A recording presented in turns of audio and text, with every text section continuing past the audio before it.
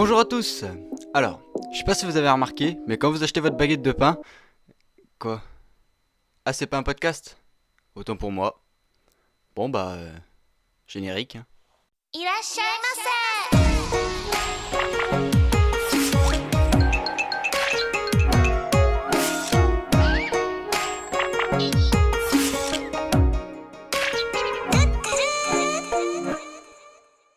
Aujourd'hui, on va parler d'un anime pas trop connu.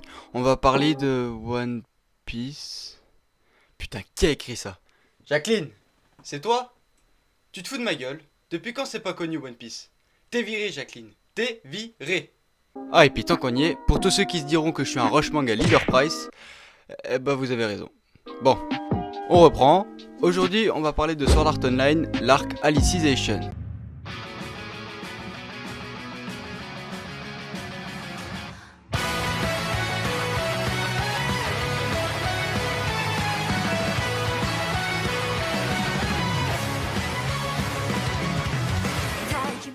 Donc, SAO Alicization, c'est l'adaptation en anime du light novel du même nom, écrit par Reiki Kawahara et illustré par Abek. Il est produit par A1 Pictures, dirigé par Manabu Ono, et il est en cours de diffusion depuis le 7 octobre 2018. Voilà, donc pareil que pour la vidéo précédente, hein, pour vous présenter l'anime, il va y avoir un peu de spoil, donc si vous voulez pas être spoilé, quittez la vidéo, sinon bah restez, hein.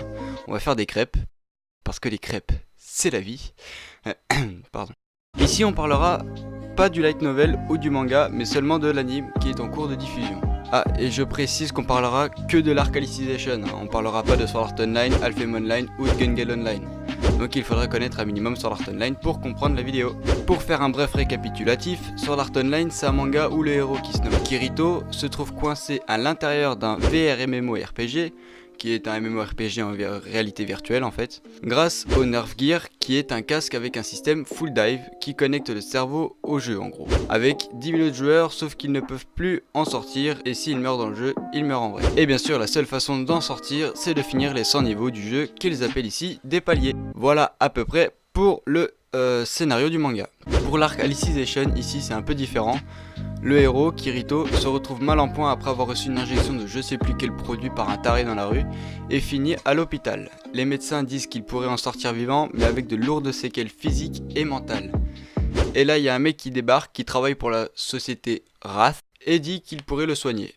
Du coup il l'emmène sur une île un peu bizarre qu'ils appellent la Ocean Turtle où ils vont faire des expériences avec une nouvelle machine full dive appelée Soul Translator qui cette fois au lieu de connecter le cerveau connecte une Fluctlight qui est la même en gros. Du coup ils se retrouvent dans un tout nouveau monde appelé l'Underworld avec des intelligences artificielles ultra développées où ils rencontrent Yojiro qui est une IA hein, je le rappelle.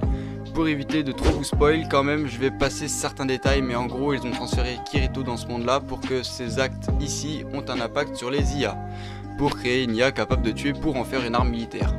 Je sens que j'en ai perdu les gens là. Hein. En gros pour faire plus simple, Wrath veut créer une armée d'IA capable de tuer pour le gouvernement japonais en cas de guerre. Et ils ont appelé ce projet Alicization, qui vient de l'acronyme ALICE, qui veut dire Artificial Labile Intelligent Cybernetic Existence, ce qui donne en français un truc du genre existence cybernétique d'intelligence artificielle ou un truc comme ça. Voilà.